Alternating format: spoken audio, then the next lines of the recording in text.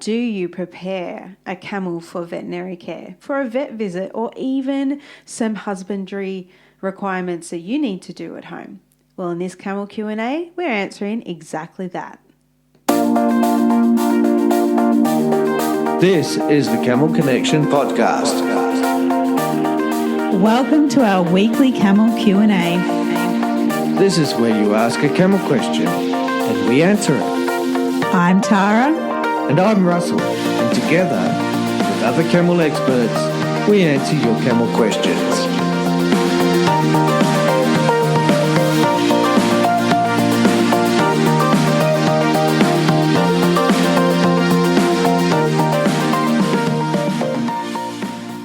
Welcome back to another Camel Q&A. Fantastic. Hey, we've got a great question today. Actually, I won't read the question or email in fully, but it was actually a person from Iran who sent us quite a grateful email. He said, and I don't know if he was exaggerating, but maybe that's just us and being a bit humble, but he said that we saved his camels' lives. So I'm going to paraphrase a little bit here on what the email said because it was a little bit long. But basically he's having all these troubles with his camels and, skin conditions. And he was actually having trouble feeding camels salt. He bought them salt blocks. And he was so concerned. He was actually sounds like a beautiful person and really cared about his camels. Yeah. He was so worried about his camels not eating the salt blocks that he bought. He knew camels needed salt, but they just weren't eating it. And he was kind of getting really worried and anxious about it. And then he obviously he said he started to do some research on how to find, how to get camels to eat salt, basically. And he came across us and our website and one of our free blogs that said, don't feed them salt blocks, feed them loose salt. Because camels can't actually lick salt blocks. Their tongues aren't long enough. And if they chew them, they can actually grind down their teeth prematurely and end up not being able to eat as a, middle-aged camel, so to speak. So he was most grateful for that information. He immediately switched from, either he smashed up the salt blocks because that's an option too, or he, bought some loose salt, and he's just like so thrilled that his camels are eating salt now. But then with his... I reckon it'd be fun to smash up a salt block. We did that in Thailand. Yeah. Yeah. Yeah, we did. Actually, I remember taking the hammer off because I'm like, get me a hammer, to the Thai people that we were working with because I saw they had all these salt blocks. I'm like, get me a hammer, and I just had a great time smashing up salt blocks. And the camels loved it, of course. Well, they did. They finally got some salt. That was good. Anyway, very therapeutic. We recommend it if you want to smash something, smash up salt blocks. If you've got a salt block that you have for your camel, stop this podcast now. Go and smash it up because your camel cannot actually get what it needs in a block. It has to be smashed up or loose salt. You can buy loose salt too. Yeah. All in all, he actually had a question towards the end of his email, which pertained to how to prepare camels for veterinary care. He's seen some videos with our setups in our camel yards, and he really likes that. So I think today's episode will discuss how there are several ways, because it's not always possible to have the kind of yard set up that we have. We're actually quite fortunate to have it, but we haven't always had it. But there are several ways that you can prepare your camel for a veterinary visit, or if you need to do home husbandry stuff like injections for you, or treating treating parasites through oral, whatever. Yeah, it is all the same. Yeah, well, yeah, look, I mean, there are different situations and circumstances, and the first thing that I'm going to say about all this is safety.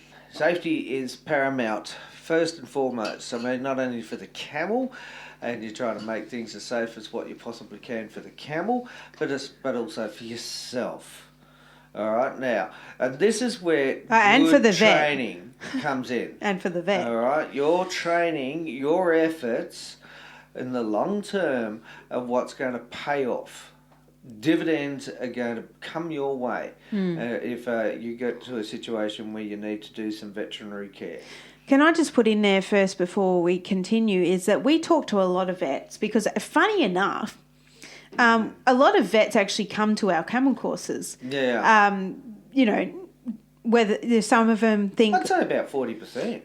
Yeah, I'm not Pretty sure close about to the it. percentage, but, we have a lot of vets that attend our courses. Yeah. And so we meet a lot of vets, and they're not particularly administering veterinary care to camels, but they are interested. They maybe see the industry on a rise. This is in Australia and the United States. But the one thing they tell us over and over and over again, so we're not making this up, is that the reason a lot of vets do not treat camels, particularly in the United States, is they're scared.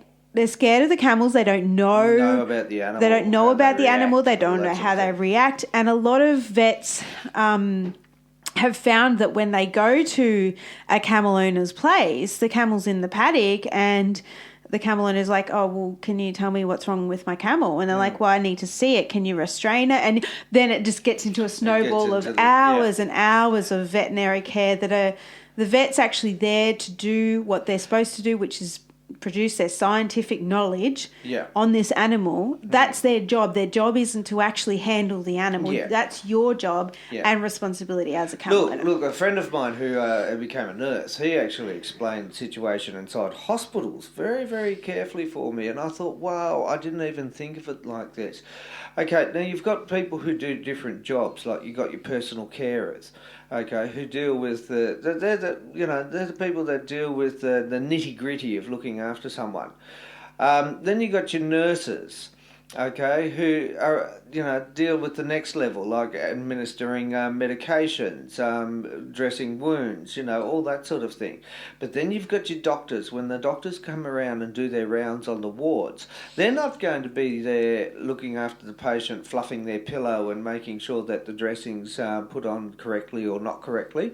What they're doing is homing in on the situation or the problem that the person might have, the medical problem. They're homing in on it. They spent years studying it. That is what they do. Okay, so if you think about the veterinarian, the same way, okay, where they home in on the problem, okay, the medical or veterinary scientific crime, okay, that is what they're going to be doing. All right, their job is not to restrain the animal. Their job is not to go ahead and fight the animal. Yeah, whatever, okay? That's not their job, okay? That is actually our job as the camel owner and the camel, the cameleer. So this is where I'm saying that good training, all right, from the word go, is paramount. Alright, so that you can train your camel to be nice and calm. You can either tie the camel down. We've got videos on that tie down that we use. Do we? Yeah, we have, I think. No, I think, that's in our Cameleer Academy we do. We have, which is our membership, Yeah. Okay, but I mean, there's things that you can do. And of course we go through that in our courses. Yeah, that's right. It's in our courses, yeah. But to make sure that your camel is restrained, so that virtually the vet can come to your property, get out of his car, get his bag of goodies, or she, and walk over to the camel and home in on that problem, right? That you're concerned about with your camel. Right, now, whether or not that is that you've got your camel in a race or a shoot, as they call it, or some sort of tie-down method or whatever. But that's what your job is to prepare your camel, and I say it's through good training and consistency and persistency with that training, so that you can prepare your camel for the vet to come and get directly to the problem. So this can, if there is not that foundational training, this can turn out really bad. And we've seen this happen, unfortunately, where a camel has to be tranquilized, the dosage was incorrect, and that camel ended up with a ray neck for the rest of its life, which means that because the dosage was wrong and because its muscles freezes basically, and it strained its neck, so it's got a wonky neck for the rest of its life. Well, maybe, there are such chiropractic, things as, animal chiropractors. Yeah, too, but I've seen it in a few other case studies, and it seems permanent. But that's because there's no camel chiropractors. Anyway, it's something. So it can go wrong, guys. And your responsibility as a camel owner is to secure the camel, yourself, and the vet to get the job done, whatever that is. So currently, our setup is fairly simple. It kind of depends what's going on. For castration, we do it a bit differently. We don't put camels in the race. We do it completely differently to that. But we have heard of camels being castrated in a race. And there's, it's kind of like here nor there. And because our resident camel vet has explained how she's figured out how to do it quite safely in a race. So, but if there's needles that need to be done or a camel needs to be assessed, we have a round yard, and then we have a race, what do they call it? A shoot. That's right, in the United States, because people are like in the States, what's a race? So it's a shoot. So we've got a round pen, and then we've got a chute, and then we've got another round pen on the other side of the chute, so that camels can come in and out quite happily. We've trained the camels to walk through that quite happily. This is another really good point. It's one thing to have that equipment, and this is what a client of ours faced recently. She said she couldn't get the camel into the round pen, into the chute to get the veterinary care. But you need to train the camel into it, because they're very nervous creatures, and remembering it's always and quite suspicious. gentle consistency and persistency. And especially if, food is a great motivator. If you've got a bale of nice lucerne inside your round yard, or you've got a bale of lucerne and you've managed to get your camels into one of that, like we're talking about our round yards, through a round yard, but you want to get the camels through the chute or the race, and you can get a bale of lucerne into the second round yard, so that they have to walk through that chute. Or putting water in there. And maybe just leaving all open so that they can walk in and out.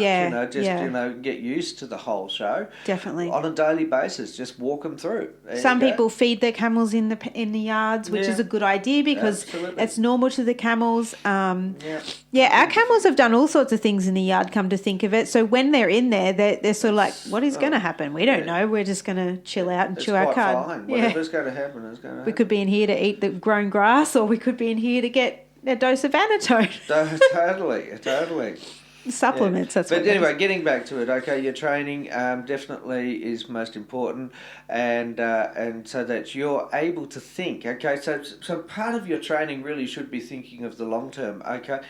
If I need to restrain or restrict my camel's movements for a vet to look at X, whatever X might be, okay, you might think, okay, sore joints, castration. It could be on their stomach. How are you going to do that? All right, so think of the long term and plan and prepare for it.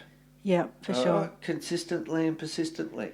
We actually go through veterinary procedures and care, so to speak, and preparing for that in our level 2 course. Yeah.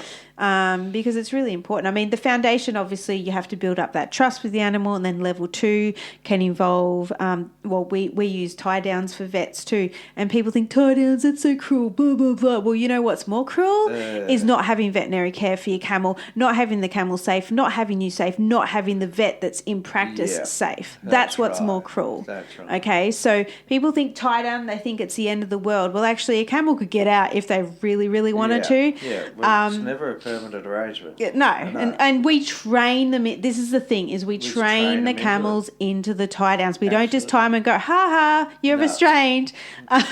We train them into it, and that's why we do that. Let's talk our big boys, okay? I mean, I remember before doing the expedition and I was training these camels from the word go, I was tying them down because I could and I had to, and I knew that I had to. And when I finally did end up out there in the desert, where it was 500 kilometres in some places to the nearest dirt road that no one ever went on, that if I needed to tie my camels down, I could do it easily without any fuss or worry. Yeah. And so that they were so used to it that it was just not an issue to them at all. And so that in the long term now, if we've got to do some veterinary stuff and tie them down, they don't care less. It's done. They couldn't care less. Okay, that's they just know exactly what's happening. They know what I'm doing, and that's the whole thing. In your training, get back to your training, okay, and prepare. Think about the situations that you could require a vet for, and train your camel towards that. Long-term gain. Absolutely. Yeah. All right, guys. Thanks so much for tuning in to another Camel Q&A. Don't forget, you can ask your camel question over at our website, CamelConnection.com, and click on the camel question box. Yeah. And you can ask your camel question, because you'd be surprised how many other people have the same question as you. So this helps heaps of people. And there is no such thing as a dumb question. No. No one has been born with all this information. And that's a really good saying to remember. Yes. Yeah. We're all learners. Well, you said it just then. Well, I did then. Yeah. Okay. Thanks, guys. Catch you on the next one. Righto. See you Bye. then. Bye. If you found this Camel Q&A helpful, please let us know. Leave a review wherever you're listening from. Do you have a camel question for us? Head over to CamelConnection.com to ask your camel question now.